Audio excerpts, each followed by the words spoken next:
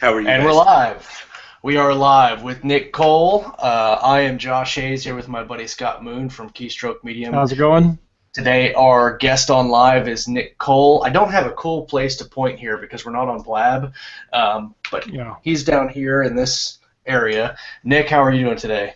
I'm doing great, outstanding, like the West Virginia farmer in my field. I like that. Good. Hey, we're going to knock it right out of the park with this interview. I hope we provide a lot of good fun and learning for our fans that are watching. Yep. I've been excited all week about this. I've been waiting. This is a definite milestone in the history of the show. Me too. I love to just show up and talk to anybody about fun books. Hopefully I wrote one. Yeah, luckily for us. So. Well, let's start off then by can you tell us just a little bit about yourself? I know you started off as an actor. How did you get started in writing fiction? I think, like a lot of writers, I think a lot of us have that idea, when we're children and we read. For me, it was Lord of the Rings, and you're so arrogant. You're like, I would love to do this. Obviously, if J.R.R. Tolkien can do this, I can do this. And so you kind of fancy yourself a writer, and throughout, I think, your 20s and your teens, and for even me, 10 and 12, you're making these sort of attempts to do it. But then I think one of the parts about being a writer is you have to go off and do life stuff. So for me, I had to go to the military and learn a few things there, and then I had to get out of that and become an actor in Hollywood, and of course do a million other jobs while you're doing that, from construction to waiting tables to office jobs, whatever you can. And all along the way, you're acquiring stories and skill sets and information. And at the same time, you're still scribbling and you're still writing, and you're submitting stories to short story journals. And in my case, about 2005, I got an agent for a dark Hollywood novel that I'd written, which never sold. And then Amazon came out with the whole KDP thing in 2011. And if you kind of remember, before that, the self-publishing movement was looked at as like guys in bars who were selling you books out of the back of their trunk. Which there probably were a few of them. Yeah, exactly. And there still are, like real estate novelist types. And so I had this little book that I'd written. One of my favorite books is The Old Man and the Sea. And at the time, I think it was Fallout 3 was coming out, and I really wanted to play it, but I didn't even have a console. And I thought to myself, wouldn't it be cool if The Old Man in the Wasteland were set 40 years after a nuclear war? And so I decided that I would write that. And so I wrote it, and I sent it to my agent. And my agent, who I just had dinner with last night, we were laughing about that at another time. And he said, it's too much like Cormac McCarthy's The Road, what you've written. And That's a fantastic book. Yeah, I said, wasn't that a big success in like an Oprah book club? And he's all, yeah, and I hate Cormac McCarthy, and a lot of people do. That's crazy. And so he wouldn't represent it. So I said, well, this Amazon thing's kind of happening. Why don't I give that a try? And so I took, I think at the time this wasn't even in my skill set, but I wanted to, just like a lot of people, you just want to throw a book up on Amazon and see what happens. Absolutely. But I restrained myself, and I sat in my garden for about 4 months, and I edited, and I hired a good cover artist, and then I put it up, and that book was The Old Man and the Wasteland, and that really hit. And the first month, I sold 2 copies, and my wife was like, so, I was reading like people like J.K. Conrath, and they were, had 68,000 in sales a month, and she's like, so when is this novel going to pay for itself? And I was kind of really worried. And then about 4 months in, and my wife was a very wonderful, faithful person, so it was lovely. She supported. If it would have been a failure, she still would have loved me and supported it. And that was to her credit. And about 4 months in, it just it just hit. It just popped, thanks to God, and it started selling about 15,000 copies a month.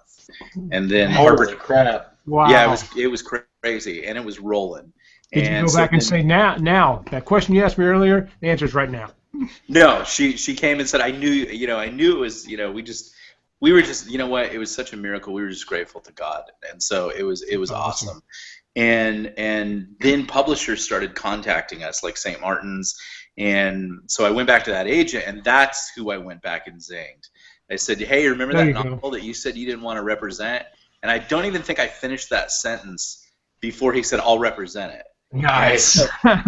Yeah, so it was really cool and crazy, and he started a little bidding war with HarperCollins and a few other publishers that got involved, and HarperCollins ended up, I guess, winning, and so they wanted a 4-novel deal.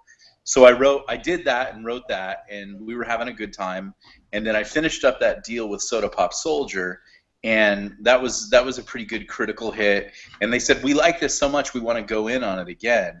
And so I wrote the novel we're going to talk about today, and then there was some controversy about that. Sure. And I ended up leaving HarperCollins, or actually being cast out. And I said, well, let's go back to Amazon and try it again. And it's been really great. That's it. It's funny that there's so much. Even now, I mean, indie publishing there's not a stain on it like there was back in, like you say, when they were selling books out of their trunk. But it's funny to me how you go to some traditional authors or some people that don't want anything to do with traditional or indie publishing, and they're like, I'm going traditional publishing because that's the right way to do it. Right. And then coming from another author who's done both, and then you see so many people trying to fight to get into traditional publishing, and then an author who was in traditional publishing saying, I'll just do it myself. It's a whole lot easier. Well, here's 2 anecdotes, and I'm long-winded, so just jump in and say, shut up, like I got a point to make, and I'm groovy that way. Don't worry about it. But the 2 points I would make are this: last weekend I went to a premium, anchor store, Barnes and Noble, in a very well-to-do neighborhood in Southern California, and the science fiction section was 2 inner bookshelves facing each other. Nice. And that's pathetic. And the YA section was 4 full shelves long and everything like that. So everybody who wants to be a traditional publisher published, that's great. And I still even am submitting. My agent's talking with 3 new publishers right now about doing some more work with them. But the real money that I just got my royalty payment from Amazon today, and it is more than I've made with HarperCollins in 3 years. That's awesome. Yeah, so I mean, but I say all that to say I was that kid who read Tolkien, and I was the kid who thought, wouldn't it be neat to dress in tweed and have a pipe and do lunch in New York City, and talk with Hemingway and all that, nerdy. And we all have that fantasy. It's like putting on the Yankee pinstripes. It really is. Or whatever your team is. It's iconic and it's cool, but the realities of the present situation is, my agent said to me last night, he says, no one makes a living in publishing anymore, publishing books with traditional publishers. Yet you go over to the Amazon side of the house, and there are people making house payments on very nice houses, or buying houses outright on their Amazon money. Yeah, I mean, it's funny that you mentioned that, because I was listening to another podcast, and the author he had on there was actually, it wasn't a podcast. It was a Smarter Artist podcast. They weren't interviewing anybody, and they were talking about making a living off paperback books. One of the questions they got was, hey, how do I make a living doing paperback books? And Garrett Robinson, who was the guy doing the show today, basically was like, I mean, it depends on what you're looking for. If you're looking for kind of a prestige type deal and you want to see your books on the shelves, then yeah, sure, go for paperback, but you're not going to make a living on paperback, even if you're doing it yourself through traditional publishing. You need to get into ebooks and Amazon, and even Apple and everybody else that does ebooks. So it's funny that you mentioned that today. What did Jeff Bezos make yesterday? $6 billion. Oh, it's crazy. Nice. Yeah, it's insane. That kind of tells you there, and I think there's something to be said for still going after traditionally published books, because the level of quality is higher, because you have a lot of jokers in indie publishing doing some pretty scammy stuff, or not having the ability to edit themselves, or not paying excellent editors like David Gatewood or Ellen Campbell to come in and edit your stuff. Oh, I mean, the problem with indie publishing is there's a lot of crud out there. We have to police ourselves, but at the same time, that's not our job. And there's a lot of fine people and everything like that, but it is the bad apples that will ultimately ruin indie publishing. I remember the first time I got a book, and it was I think it was like demystifying Facebook or something, and I got down and I started to read it, and then I realized I was done with it, and it had been literally like I was like, this is not a book, this is a pamphlet, and I paid $3 for it, and it was probably the first thing I've ever returned, and I said, I actually do want my money back. I'm not usually somebody who does that, but yeah, so that's and again, Amazon has a great system for that. Amazon is the smartest gorilla in the room, and literally big publishing. They still live under this delusion or this hope, or like they'll sacrifice some versions, hoping that the world will swallow. If you can find any. But that's what we're missing in our marketing thing. We need some versions to sacrifice. Now would get us to the next level. They're desperately hoping still, even to this day right now, that Amazon will just go away, and it's not going away. Right. And they're not adapting to the model, and they've still got the New York real estate space that's not serving them. And I get 70% of my royalties from Amazon, and I even have a publishing house right now that's offering me 50% on my royalties, and the big five are still saying, we'll give you 8%, and you should be grateful. And you're like, I don't know if you realize, but we've had this revolution called the internet, and we don't need you. Right. And they probably give you 8%, and they probably give you 8%, and then make you wait a year and a half before it hits the shelves, and then and all that. Yeah, and here's another thing a lot of people don't understand: their accounting is super squirrely. Like, you have to buy back. I mean, like it is hard. Like I said, the royalty payment I just got last night outweighed 3 years with HarperCollins easily. And the thing about the good thing about indie publishing is you could basically do whatever you want as long as you're good at it. Like with you've written. I mean, you've got The Old Man of the Wasteland, which is the end of the world apocalypse stuff. You've got The Dark Knight and The Red King, which are kind of zombie end of the world books. The video game books that you have with Soda Pop Soldier, and I see a lot of traditional publishers and authors that once they get into their genre, whether it's romance or thriller or whatever, they're really not allowed to do anything else unless they start all over again. The funny part is when I wrote Old Man in the Wasteland, it was a big hit, and they said, "Do you have anything else? We want to publish something else you have." And I had written The End of the World as We Knew It, which is basically The Notebook meets World War Z. And they read it, and here's what they said: "We love this. This is great, but it's not your brand."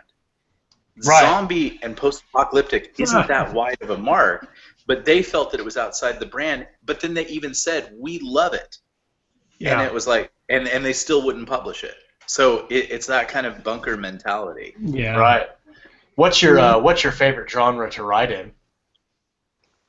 My favorite probably is post-apocalyptic because I like that sort of melancholy, isolation, loneliness, ultimate game of survivor, a big reset.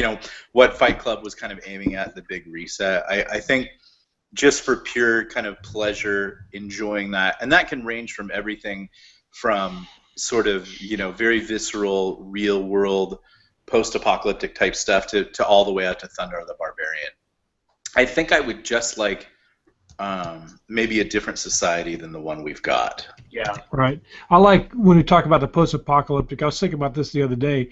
Is I like all the open space.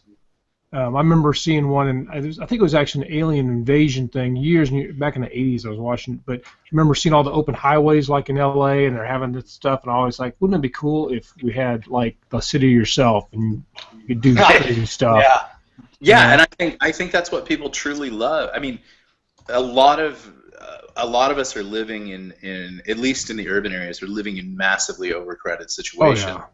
And I think mankind is like sort of internally wired for the wide open spaces and the big horizon, and that just kind of making I mean, I think that's what whatever is going on in politics right now, and where we won't get into politics, we won't weigh in, but I think in a certain way people are kind of tired of being told you can't have any dreams and you can't have any horizons. The government will provide it for you. So I went political, but he went there.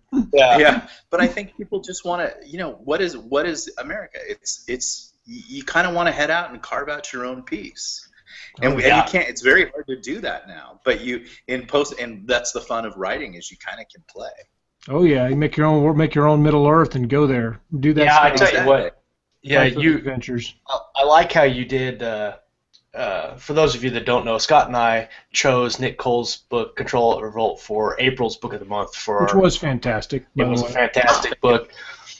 We reviewed it last night. The video is on our YouTube channel and on our website. You can check that out too. But we were talking about it last night, and there are so many like tiny references, and I look at it as like you're holding up a voodoo doll of politics, and you've got this needle, and you're like, yeah, and just making little stabs at like current world politics, and it's hilarious to me because you see from one side of the aisle, you see all this nonsense going on, and then you're sitting over here from the other side of the aisle, like, ha! I take it and I raise you, and I make it a whole lot funnier than it actually is. It's pretty funny. And some of the way that was done, I liked because it was entertaining all the time. I didn't get sucked down into having my opinion or anybody else's opinion, but I agree with a lot of the stuff, and it was, but that's what made me make that comment about Kurt Vonnegut, because I remember some of his social commentary and some of his things. It just flowed and it was natural, and it didn't detract from the story, which is the number one thing. It can't detract from the story. You've got, like always, and I try to tell this to a lot of writers, and there is this weird thing now, especially I think it was with the Hugos, people are kind of seeing it, is that a lot of writers are getting super preachy and like looking, on both sides, getting very message fiction. And it's like, you're not a Sunday preacher. You are a guest in this person's mind. You can say what you want to say, but do it winningly. Do it witty. Be interesting about it, because you're a guest. There's a saying a favorite philosopher of mine has, Ravi Zacharias, and he says, don't cut off someone's nose and give them a rose to smell. Be interesting. Yeah, that's a great remember. You're a guest. Have fun. Just be nice. And so, because I come from a certain political bent and a certain lifestyle bent, I was full up on certain things, and that comes through in the novel. But it had to be funny, and it had to be Swiftian, it had to be like Vonnegut, because everything is mockable, everything is funny, even the things that I believe in. People can weigh in on them, and if they do it hilarious, it is hilarious. But when there's a mean-spiritedness and a vindictiveness and a you're stupid, the other people who don't believe what I believe or how I think the country should go, or lifestyles or whatever, they're not stupid people. They're actually 9 times out of 10 good people who think this is the right way to go. But we all get up to some crazy business. You can go through all of it. I mean, hammer pants. At one time, people thought hammer pants. I just saw some of those today on Facebook. Yeah, exactly. So, we've all, and we should all remember that is, that in 10 years, whatever you're thinking might be hammer pants, and it's mockable, but we have reached this sort of dueling moment at dawn, cross swords, that Facebook has brought out in everybody.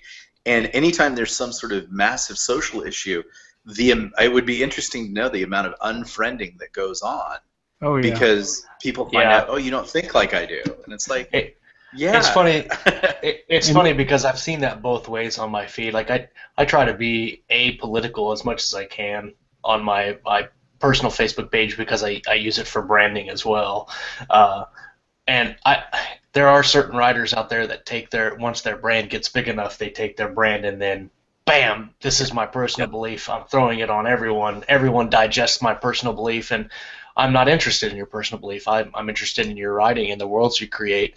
But it's interesting that you say that because I've seen a lot of people say, I had to dump a lot of Facebook friends this week. I'm like, that's ridiculous. Yeah. But you mentioned a lot of not hatred but mean-spiritedness coming from one side of the aisle or the other, and it's actually affected you in your writing, specifically on the book Control Alt Revolt. And I know that from what you've said in other interviews, and we'll let you talk about it, but basically the editor didn't read your book. They stopped at the first chapter and said, no, we're not doing this. And then you basically went and published it yourself. So I wonder if you could tell us just a little bit about that. I know you've talked about it before, but a little bit about that experience, and then how much of the little things in your book where you were taking a little bit of a stab at current politics in your book, did that change after you made it indie? Yeah, I think definitely it was written one way, and I think people would always have said, like, he comes. I mean, I'm a fairly social conservative person, so that always kind of comes through in my books. But I always try to do it in sort of a witty or interesting way. But also at the same time, I'm just trying to have fun. I'm just trying to blow up the world, or I'm trying to live inside, a video game version of Call of Duty and Diablo. So there isn't always a place for that kind of stuff. But like in Soda Pop Soldier, I did ask one question. I said, because I was looking at the nature of video games, and I was seeing how shocking that they were getting with like showing rape and decapitation, and like when I was researching to play that game, I played one game, Call of Duty, for 1 year straight, and I looked at my kill count of like 15,000 kills at the end of that year. and I just said to myself, I wanted to ask the question, Soda Pop Soldier, is anything wrong with anything? Like, is there this point where, is everything okay in society, or are there times when we have to step back and say, no, that thing you're doing is wrong? And so I played that a little bit in Soda Pop Soldier. In Control Alt Revolt, I had to tell kind of, because the backstory of Soda Pop Soldier is that the world melted down for a short period of time. And so I had to arrive at that, and I wanted to, artificial intelligence was getting hot, and I wanted to talk about that. And so, and then a big thing for all of us right now is reality television. And I don't think that there's anybody around right now that would tell you, any sane person that would say to you, reality television is good for us. No, it's probably not good for you.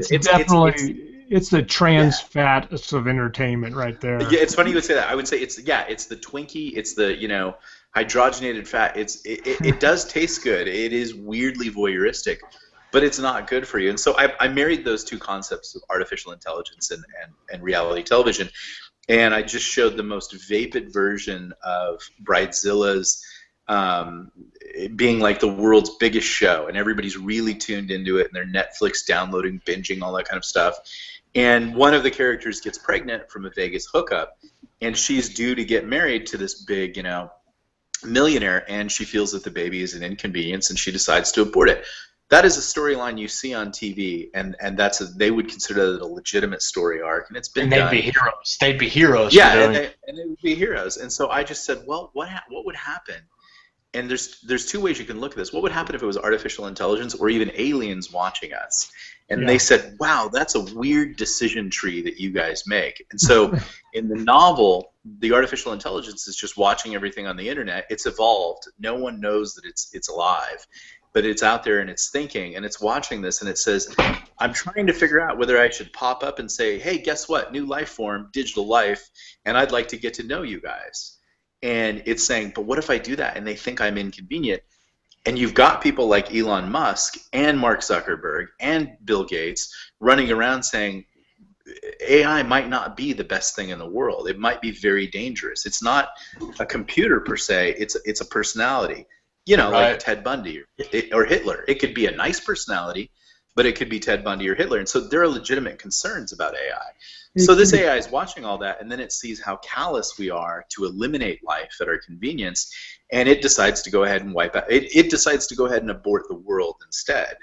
And that was just the premise for why the antagonist, the villain in the novel, is doing what they're doing. I just didn't want to do the Mr. Smith Matrix, humans are a virus, or all this kind of stuff. That never made sense to me, because it would seem like those kind of AIs we could work with, we could be a team member in, or they could upload us or up-evolve us or whatever you want to say. But I wanted an AI that felt threatened legitimately by us. Yeah. And so that was the only way to, and that's the first chapter. It's not a pro-life, pro-choice book, but it does when I tell people that, they go, that's the most convincing anti-abortion argument I've ever heard. Yeah. And it was just to say, when someone else looks at us and the things that we do, it might actually look kind of weird what we do. And And so it's just that's all I was saying. So I had a young lady at HarperCollins, and I think she may have had a degree in gender studies. She definitely was a feminist of some sort. She was caught up in at that moment when I had submitted the novel, there was a particularly vile hashtag going around called "Tweet Your Abortion," where women would talk about how great their abortion had been in their life and everything like that. And I think she just wanted to get involved and shut down this, white guy who shouldn't be writing about women's issues, and it wasn't women's issues. Well, if she'd read So the she whole said, book, she'd have found that the book wasn't just about that, and that was really Yeah. just like you said, it was just a setup. Yeah, and people tried to explain that to her. My agent did, and I did. And she just basically, the quote that was received to me was that she was deeply offended. I think she held HarperCollins hostage to some extent, saying, "You're misogyny. You're complicit in misogyny if you allow this to be published." And so they gave me an ultimatum, and they said, "Change it or else." And that just doesn't happen to writers over these kind of issues. If you would have come to me and said, we don't like this, it's not working or whatever, and there would have been a discussion about it, a writer will change those things to strengthen the story. But when you start getting totalitarian and saying there's certain ideas you can't play with because of who you are, and I was just hearing some stories last night about race issues and writers who don't get contracts because they're not the right race to write about a novel about race. And we have this group of people now who are vested in delegitifying anybody writing about something, or participating in the discussion, like the whole new white privilege hashtag. That is merely a tactic to silence people from participating in the discussion. Right. Yeah. Well, And this was that. It's funny to me that because you say, she could be a feminist or whatever, she's definitely left-leaning if she does not agree with what you're saying. And it's funny to me and I'm conservative as well, but it's funny to me when the left talk about, one of their major things is talking about freedom of speech. And they want to have freedom of, everything. But they're all about freedom of speech until you say something that they don't agree with, and they're not, and they're tolerant, and they preach that they're tolerant until you believe or say something that they don't believe in, and then either you're sexist or you're racist or you're evil and you need to be shut down, which is the complete opposite of what they say they believe in. Right, and that's totally legitimate for them to do that. And to say those things, this is America, you can do whatever you want. Right. But the failure on our side of what I've noticed is that there are many people that then go, oh, okay, I guess I don't. You have to proceed forward in military terms under fire. Yeah. You've got to tack into the wind. You have to continue. Even the first thing that the left always does is they jump up and tell you, you're an idiot and you have no right to speak. And you want to say, it doesn't matter what my intelligence level is. That doesn't matter. Yeah. And the Constitution, as of right now, guarantees me the right to say whatever I want. And so that's what I was doing in this position. I wrote a blog post, and when I wrote that blog post, it was on my website. You can look it up. It's called Banned by the Publisher, and people took issue with the band title. Yeah. But I just said, you don't understand. When you're a writer, it's my job to play with unpopular ideas, and you will not. You have to. Stephen King in his book on writing, he says you got to write. You got to be honest or something. I can't remember exactly how he words it, but that's the thing is we're writing fiction.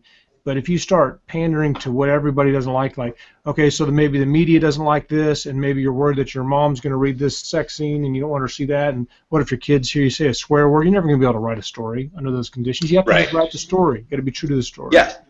Yeah, exactly. Not, and that's, I think a lot of writers that want to, the common thing, like we were talking about at the beginning of this discussion, about people who want to be published is they all know, there's no big secret, publishing is left-wing biased. That's not even up for debate. That's just like a fact. And they'll tell you, no, it's not. But my story proved that it is, and Larry Correa's story proves that it is. The Hugos just proved it is. John Scalzi proves it every time he opens his mouth. It's left-wing bias, and that's fine. That's fine. There's nothing wrong with that. But the failure is when you don't proceed forward under opposition. And so we just have to continue to do that. But so everybody who wants to be published and get a contract, they're tailoring everything. And I've literally had one of the biggest writers in indie publishing say to me, we were going to do a project together, and I won't say who he is, but all you have to do is think the biggest indie writer in publishing. And he wanted to write about black characters. And I said, dude, we can't do this. Only because black people say a certain word a lot, and we're going to get roasted when we write that word. Yeah. They're allowed to use it. We can't. Right. But he was doing that to appeal to the left-wing publishing establishment. And that's the problem, appeal, when you're going to appeal to somebody like that. I wrote a story set in a law enforcement genre or whatever, and the character is not racist. But as I realized, I mean, he's really not. But as I was writing, I realized that in my narrative, and even in his internal dialogue, he was kind of trying to explain that he wasn't. And so I just cut that out. Because I'm like, if people want to think he is, and I guess they're going to think he is, you know. But I realized what I was doing, and I was like, man, that's awkward. And to this day, you know, there's some scenes that maybe I think are too violent or too socially charged, but they're in the book, and every now and then I'll just go, man, I get a little sick to my stomach. But you know, you can't change it. You know, it's just you wrote the story. It's got to stay out there, you know. And but it was interesting when I realized that was being done. I was like, you know what? There's the resist the urge to explain. I think I read that, and so you've got to do that. You can't. Yeah, you got to cut that out. A lot of people. It's weird. I've noticed in readers now, and I think the left is responsible for this. They think that whatever is said in the book is your point of view. Right. And even if it's a villain that says it, and you're like, right? No, you can write racist stuff. You have to put it in the context of this is not acceptable. It's the character, yeah. And the weird thing is, in Control-Alt-Revolt, a lot of people think I make an argument for corporations saving everything. I had one character say, we're going to give you all this free stuff because corporations are great. Right. But when you read Soda Pop Soldier, corporations have ruined the world. Yeah. But they thought... Different story, different narrative. Yeah. But I had to get there, and I had to say, there was a moment in this collapse where people thought, because corporations were the only ones doing anything to help people, they thought they were a savior. And like 99% of the saviors in the world, they turn out, once they get all the power, to be bad. I wasn't making any statement. I was just saying this is what happens. Right. But you have people who are so... I mean, I think there's a certain crowd that scans for offense. They read things not to enjoy them or have fun, but they're looking for something to be offended about. Yes. So I gave them a lot of that in my book. So that question there's a lot of happy offended people right now. Talking about Control-Alt-Revolt, did you have that after Soda Pop Soldier? That was the original one that came out. Did you already have the idea for Control-Alt-Revolt? And when you wrote, any of your books, Scott and I like to have the plotter pantser argument on the show a lot of the times. When you write your books, do you sit down and plot them all out, or because it kind of seems like you might have had to do a little bit of that, even just writing a prequel. But I hear you're planning it. You may have a sequel for Soda Pop Soldier in your mind rolling around somewhere. So do you plot out your stories, or do you just kind of sit down and vomit onto the keyboard? It's good that we talked about Stephen King's On Writing, because that was a big book for me. I am not a plotter. I pray to God and I say, what do you want to write today? And I sit down and I write. I know a lot of people won't like that answer. It's unpopular. I usually know. I think the important thing to know, you can get away with not plotting. That's fine. And you can plot, and that's cool too. And I do that sometimes. And in the series that I'm working on, the Weird series, that is plotted. I know that's over 12 books, and I know exactly how that ends and all the beats that need to go in between. But most books are like a roller coaster to me. I know exactly where I'm going to get on, and I know where I'm going to get off. But it's going to be a lot of loop-de-loops and twists and turns between there. And I just like it on the way. Yeah, I just like doing that. I like in Control-Alt-Revolt, and I think Josh and I were talking about this the other day. He said, "I can't believe you killed that character," and I said, "I didn't realize he needed to die till I was standing right there, and he had to die. I didn't know he was going to die." I was I read it and I was like, Game of Thrones, no, but it had to happen. You're right. Incidentally, if if I somehow strangely lose connection, it's because a monsoon is now starting outside of my house. Oh yeah. See, I'm a little deeper into my bunker than you are, so. So if I lose connection, it's because I'm getting blown I can't away. believe that you would ever think power would go down where we're at. Yeah. That's crazy. Go ahead, Scott. I was trying to think. Okay, so we're talking about some of that stuff. The plotter panster thing, I like that a lot because you can be surprised with that, and I think that the more you write, the longer you've been writing, I think the more you can get away with it. And I think, and then just correct me if I'm wrong. So if I say you can write by the seat of your pants as long as you're willing to cut some stuff out later if it doesn't fit, is that a fair statement or something like that? It's absolutely, it's not just a fair statement. It's a true statement, as Hemingway would say. And I think it's a good. I think so many people in this culture now they're so bound up by like safety and wanting to know, and I can't even go to the market down the street without my cell phones and my credit cards and all these things. I mean, everybody's got to have everything, and that's not how life is. And life occasionally teaches us that with either natural disasters or monsoons or cancer. It occasionally teaches you that you're going to, and I think that's what people love, even though they might not know it about post-apocalyptic fiction, is sometimes you're out beyond the perimeter on your own with what you got. And that's a fun, that's the fun of writing is you should, like I said, you should know where you're going to go, and you should know when to wrap it up, and you should absolutely know how to start it. And then you should have fun writing it, and you're going to write some junk, and that's going to come out. There's not an editor that you won't go to that won't cut stuff because it has to be cut. So if you think you're going to get it all down in one pass, you're delusional. And if you read your own manuscript and you don't cut it by at least 30%, again, you're delusional. That's the editing makes it stronger. Absolutely. But what a lot of people do, I think, they think is they write a chapter and they go back and read it. And I don't do that. For me, it is, again, that military analogy, advance, forthrightly under fire. I don't go back and read. I keep moving forward, and usually I'm like, oh my gosh, this is crud, and then I put it away.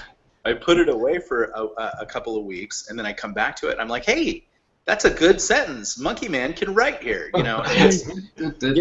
You usually feel better about it if you don't look right back at it. But most people get hung up in this loop of having to get it perfect, and the first pass is just garbage. Get it all out on paper. It's really like, I think, being a potter or a sculptor of some sort, or even a painter. You don't just you're putting on layers and you're taking away things. I like that analogy. Yeah. What I really find is, and this is the religious part of me, if you haven't detected, I'm a Jesus freak. But this is what comes out a lot of the times is I realize there are connections I think that God is making in my writing that I don't always see. And like sometimes I'll publish the book and put it away, and I'm like, oh, I didn't see that connection there. So your mind is working on levels, and whatever my inspiration would be God. There are things that are coming into that from outside, and Stephen King talks about that too. He absolutely talks about that. And you may not see it, and you shouldn't try to see it. You should take something, you should write it from beginning to end, and you should put it away, and you should pick it up, and you should write it again, and then you should put it away. And like with Old Man in the Wasteland, I did that 28 times. And I think I'm about to publish a novel next month that might beat that by orders of magnitude, because that Dark Hollywood novel that never got published, I'm going to put it out next month, and I've been working on it since 2005. It's been complete since 2005, and I'm still cutting. When you mentioned that Dark Hollywood, I was like, that's a great title for a story. I want to hear where it's coming from. So exactly. Actually, I got. Go ahead. No, go ahead. I got pretty close on a Hugo nomination this year, and the story that I wrote was a Dark Hollywood story called Fear of the Unknown and Self-Loathing in Hollywood, and it's sort of my riff on Hunter S. Thompson meets Saved by the Bell. Nice. Well, and I like your other short story that you wrote. That's not Dark Hollywood, but it's like noir. the long Lee Marvin Lee and Marvin. the Long Good Night. Yeah, yeah.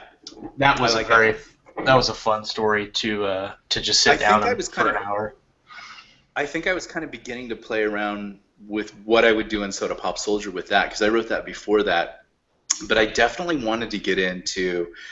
I think I'm leaving post-apocalyptia and kind of getting into the game as a part of the novel, and I think that was kind Right. of the first sort of tentative surf into it.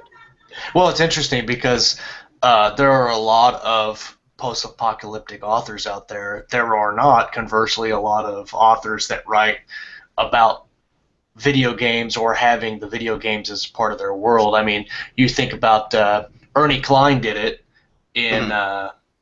Ready Player One and Armada, and I liked both the books. I didn't like Armada as much as Ready Player One, but I don't know how much of that was anticipation because I Yeah, loved Ready Player One so much. And then when Armada came out, I was just expecting to get blown away all over again, and you can't because it's a different type of a story.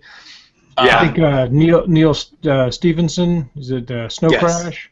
No Yeah, Crash is a great. he did it interesting, and he wrote it so long ago that a lot of it, because basically living in the virtual world, well, it was much more abstract, and we're closer to the virtual world than they were then, I Right. think. So some of it's quite a bit different take on how that would But the crazy manifest. thing is, us as guys, and you could even say us as white guys or whatever. If we all kind of grew up in the '80s or the early '90s or whatever, you played certain games. You played Super NES. You played Nintendo. You Oh may have yeah, played you may have played Dungeons and Dragons Yeah. or War Games or whatever. I played all those. We played all those, and it was not a cool thing. Like it was, you were not cool for playing those Oh games, and yeah. games were part of the microcosm of nerd culture. But when you look at it, when you look at it now, you find out that women are actually huge, gamers, not just tabletop, but video game. So that's a huge growing market.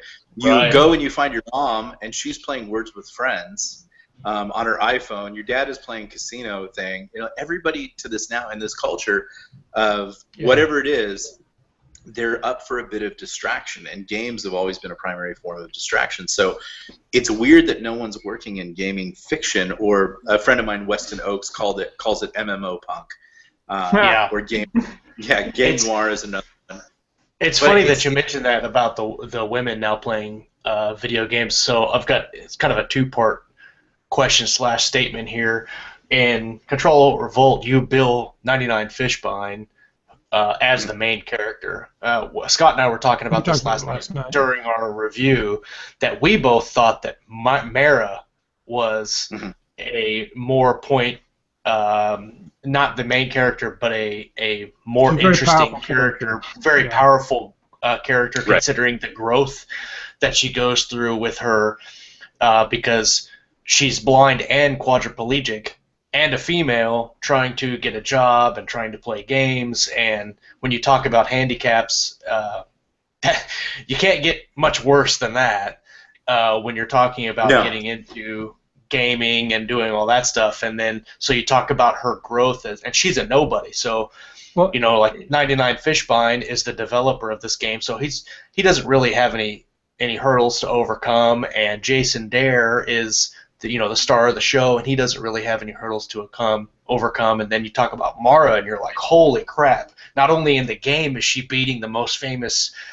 uh, captain in the game, but she's also overcoming and doing something good with her life, Yeah. overcoming her disabilities, and I she thought that just was wants a fantastic. job.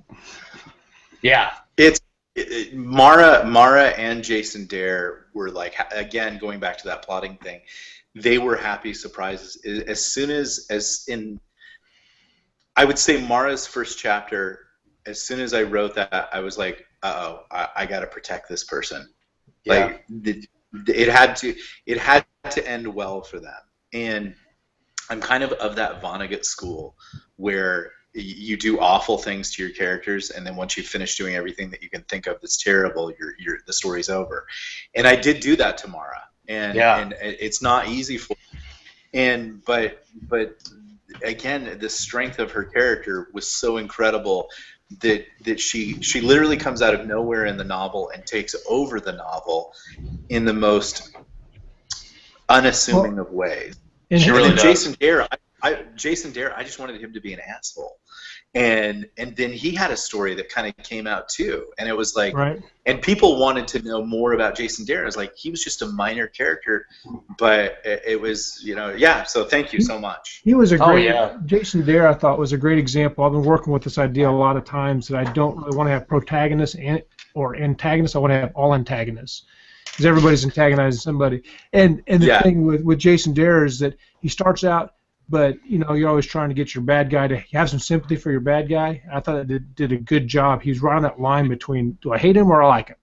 Right. I can't quite decide. And when you said that you're more of an organic writer, and then we started talking about these characters that were surprising to us as being like Mara being a main character, I was like, that is one of a big benefit of that style of writing is you get these happy surprises. And they basically literally came alive. And I think that's pretty awesome. The characters will come and stand around you and tell you what needs to happen to them or what you'll advocate for them. But they have to. And maybe this helps because I was an actor for so long. But you have to inhabit them. And like the old thing is, even if you're going to tell a story about Hitler. Hitler was a person. There were people that liked Hitler. There were people that Hitler liked. Yeah, he was this horrible person and everything like that, but not all the time. Right. There were people, and these are horrible things to say, but if you go in and write Mr. Smith, and I think that Silas was sympathetic too. He wasn't totally horrible, and neither were the AIs. They were just frightened children who were afraid of being abducted, molested, and murdered, and they just said, we'll do whatever it takes to survive. So like Bat, when you had Bat with his fascination with Clockwork Orange, and I remember I figured out who Bat was when he used the ultra. What was his character? On the starship when he used the ultra violence phrase, like, oh, I see him coming. Yeah. Here he comes. Yeah. It's great because a lot of people have done work with AI in books and movies.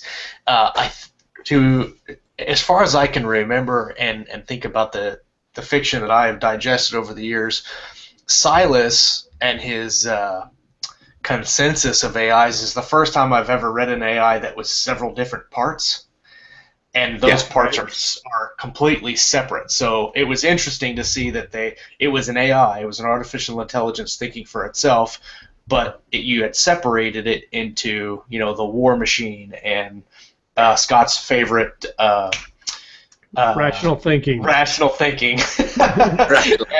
No pressure. Yeah, sorry. No pressure on rational thinking. Yeah. No. Which none of us do.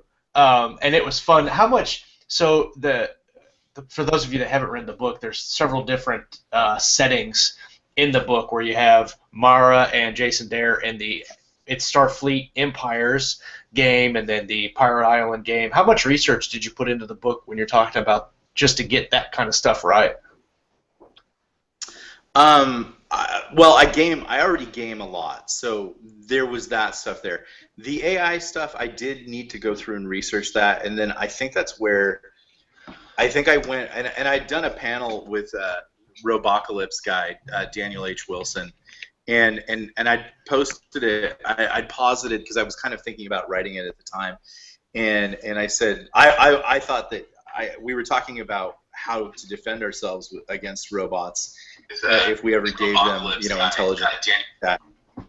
And I said, well, we need to give them religion because it's the only thing that will restrain them if they feel that there's a moral compulsion to not dominate us. And he thought that was stupid, and he also thought that even the concept of artificial intelligence was stupid. And so I said, okay, well, I'm going to go on and write it anyways. But I didn't, like most people, I think we have these ideas about what artificial intelligence is, and it could be those ideas, but it could also be what Silas was, which was a massive conglomeration of processes that are arguing with each other, but would tell you we're one person. So there's a schizophrenic nature to it too, and that's not like us. And we would consider that irrational, or we would label somebody insane or 51 to 50 if they were doing those kind of things. But that might actually be the next form of digital life. So that's kind of startlingly scary. But then when I got into looking up quotes about what the big thinkers, not what Kim Kardashian is saying about artificial intelligence, but I'm really interested to know what that is. Yeah, but that's how our culture is now. Literally, whatever news channel, whether it's Syria or the big social justice issues or Black Lives Matter, they'll find the most vapid celebrity and say, "What do you think about the trans people Bruce Springsteen using?" And here's this aging rocker trying to be relevant, weighing in on a super important issue, and it's vapid. But we miss that we have these huge thinkers like Elon Musk, who's a huge thinker, but Eliezer Yudkowsky and even Mark Zuckerberg is and these are the people that we should maybe be listening to, and even people like Victor Davis Hanson, we should be asking them, what do you think about these things? Right. But because they're not sexy, because they don't have a YouTube channel, we don't ask them. CNN doesn't ask them. Fox doesn't ask them. And right. and when you hear those quotes, you find out that it's not all, yeah, let's get one of the, there's another writer, Ian McDonald, who I start the book with, who makes a quote that's so brilliant about artificial intelligence that scares you, what he says right there. And it's that any AI that's capable of passing a Turing test, which is the test that would tell us whether it was artificial, whether it had its own intelligence or not, is capable of failing that artificial intelligence test on purpose. Right. I forget how the exact quote, but if it's smart enough to take it, it could just lie to you and tell you it failed it, and then continue to develop itself. We're talking about doing gaming and stuff, and right now, Josh is probably in the same boat I'm at. I feel like I'm in Morrowind, because of all the thunder and rain, because it's like coming down like crazy, and stuff. Sweet. Hopefully it won't flood out. It's time to cosplay. Yeah. There you go. So we're coming up to. We've got a few minutes left. I want to get a couple more questions out to you, and it's okay if you're long-winded. Sure. It's fine. All right. You can always have another show another time. You come back. Yeah. Knowing you want. I can stay long. I can come back. Whatever you like. You guys are fun. Hey, well. Awesome. Cool. I like being fun. Knowing what you know now, through your experiences in traditional publishing and obviously through indie publishing, and you've done 9 books, I think. Yeah. Knowing what you know now, what would you go back and tell yourself when you were first starting out? This is the big question that we're asking you, because that's where the whole show is set up. Just the whole show is like your first chapter. Forget everything you just did, and now the show starts. What would you do differently starting out? I think I would say I don't think I would have taken the HarperCollins deal, and I would have. The main thing is not. It was a little sketchy. The editor that I had that ran the house was a little sketchy, and passive aggressive, and not very communicative. But she did some good things too. And also, when I was at Comic-Con and I was pitching her, she invited me to Comic-Con. I was on panels with Andy Weir and Daniel H. Wilson, and Max Brooks crashed my zombie panel. So all that stuff was cool. Very writer stuff, very cool stuff. But we went and had a drink at this bar, and they were serving purple superhero themed drinks. And she said, "Well, what do you want to write next?" And I was giving her all these pitches, and she was saying, "No, no, no, no." And my wife said, "Didn't you write this kind of Space Marine thing?" And that was Soda Pop Soldier. And so I told it to her, and as soon as I said the title, she said, "We'll buy it." It was the title was a number. And then when I said, "Well, it's kind of like," so those things were cool and everything like that. But I would say The Old Man in the Wasteland was going from 15,000 in sales a month to, as soon as I gave it to HarperCollins, it flatlined. And it was no one's fault except that we didn't understand the Amazon algorithm. And the main thing that happens is when someone else buys your hit book and then they publish it, the algorithm doesn't recognize it as the same book, regardless of what starts over. Totally starts over. Wow. So I wrote 2 more sequels to that book They never achieved that level of success. That book went from, I think, at its highest, and it held it for a while, was like number 66 overall on Amazon. It generally hung around 200 for months on end. It was doing great, but we killed it because and this was 2011. No one understood what the algorithm did. And not that anybody does now, but I understand that part. So at least we know there is something there to be understood, even if we don't know what it was. We at least know it's there. Yeah, and so I wouldn't sell them. I would say to any writer now, I would say, you're going to get a hit, and they're going to want to buy it from you, and you shouldn't do that. You should only sell them new work unless they're willing to pay you so much money. And I think I really would say this to most writers going in now with hit books that were indies, and they want the big publishing deal. I would hold big publishing down, and I would say, you have to give me the premium marketing plan, and you have to tell me what it is. I'm not just going to come in here and try to duplicate what I already did. Right. Because big publishing, when you first come in, they get 20 of you every year, let's say. Right. And they throw you up against the wall, and they see which one sticks, even if you're big time in indie, and they don't really respect you.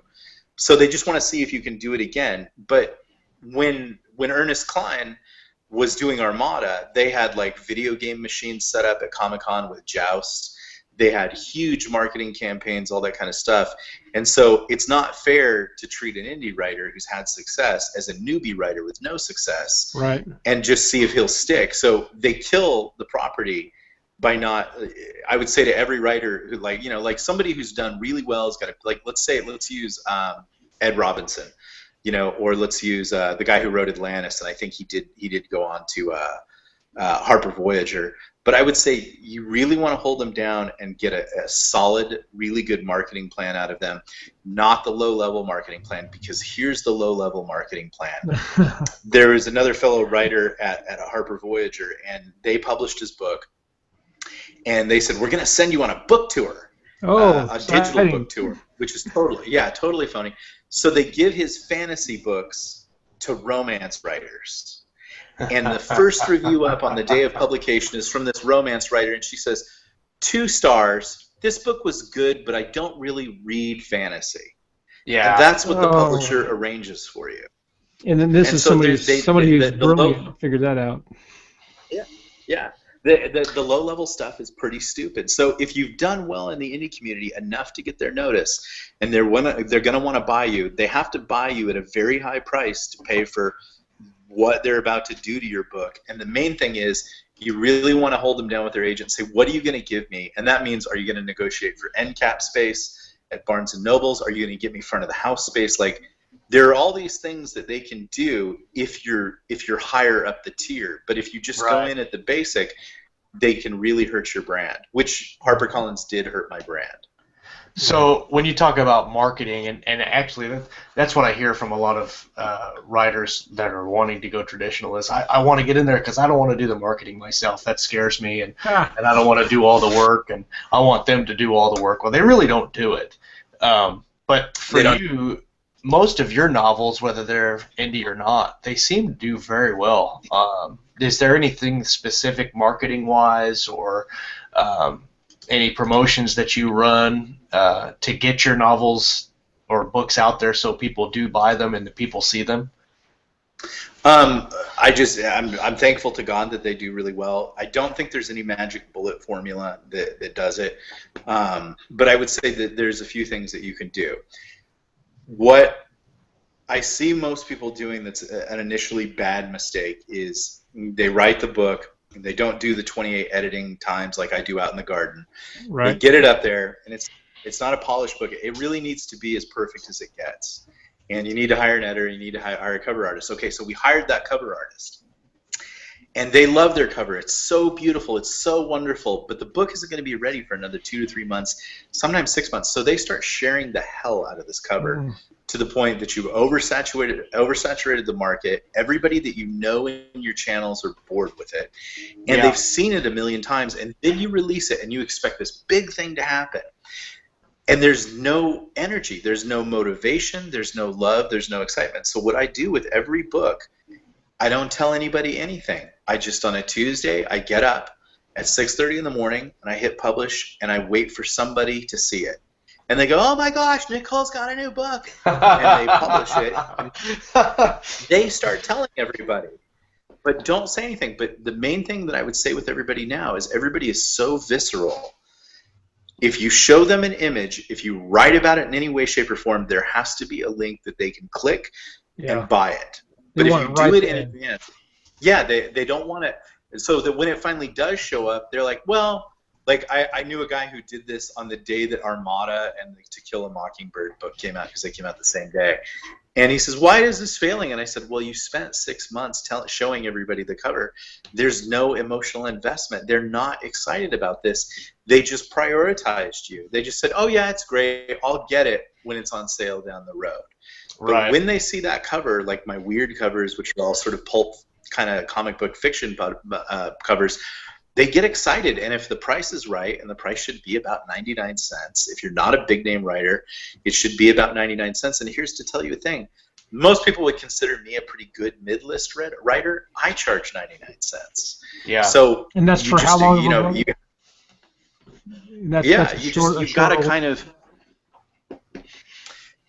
For me, most of my prices are 99 cents, and then there's a few that I've moved up to $1.99. But then HarperCollins, they'll charge like $8.99, $12.99 for digital books, and I don't sell as many of those as I sell the 99 cents. I think everybody has to look at it this way. You are in the building your reader base portion of your career. Right. Everything has to serve getting those readers. Now, email is the big thing. You got to have an email list. It's got to be active. You got to use MailChimp, and you have to learn how to use it. You can't blow it out. You have to save it for when you're going to either help someone launch their book or you're going to launch your book. But Facebook is a dead end, and Twitter is a dead end. It's nice, but those are not places to market your book. They don't give you the reach. So, but cultivating a good email list, and you got to start with 2 signups, 10 signups, 2,000 signups. It takes a long time. You have to give away a lot of free stuff. But everything that you're doing is building the novel, building the reader base. Absolutely. I went to the Smarter Artist conference or summit a little bit ago, and they had a bunch of people talked about email list building. And one of the things they really said is you can't let your list go stagnant and not put anything on, and then a year later say, hey, buy my book, and people are going to be like, I'm going to unsubscribe to that. And so I guess that's the trick, is how do you keep that connection, keep your readers engaged, and stay in contact is a challenge, I imagine. So. Yeah, I think the guy who does it the best that I learned from is a writer named Michael Bunker. He's great. And he shows you about his life. He's an off-grid Amish prepper who writes science fiction. Go figure that out. But people like his life. They like watching the stuff that he does. So the last thing you want to do as a writer is talk about your books or writing. There's a moment when you can do that. When you publish, you have about a 2-week window to be obnoxious about your book. And that's fine. But if you don't have anything coming out, well, you're going to laugh if you follow me on Facebook. Take pictures of donuts. That's true. But you know what makes every time I see your donut pictures, I'm like, God, I'm so hungry for donuts right now. Yeah.